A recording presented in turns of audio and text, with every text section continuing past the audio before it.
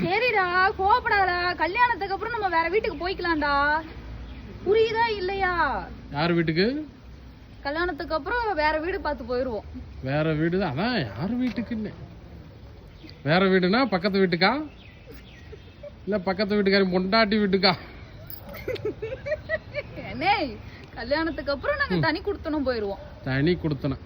சரி சரி சரி. அதாவது வீட்டுல யாரும் இல்லாதப்ப தனியா இருக்கு உங்க குடும்பத்தை பார்த்து உள்ள போகிறது.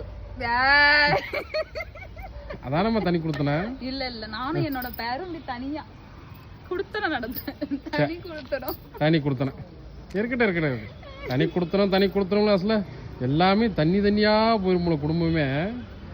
அந்த அளவுக்கு தனி குடுத்தனம் போற இப்ப மோசமா போய்க்கிருக்கு. குடும்பத்தோட கூட்டமா இருந்தா தாமா நாங்க போய் தனி குடுத்தனம் போய் கூட்டத்தை உண்டாக்குவோம். ஓஹோ அந்த கூட்டத்தை ஆக ஆக அதுக்காக தனி குடுத்தனம் போறது. இருக்கட்டும் நல்ல விஷயம். இப்ப சொன்னே இது பாசிட்டிவ் திங்கிங். அதுக்காண்டி அடுத்தவன் கூட்டத்துல உருவாக்கிட கூடாது. நாங்க போய் தனி குடுத்தனம் போய் ஒரு கூட்டத்தவே உண்டாக்குவோம். இருக்கட்டும் உண்டாக்கு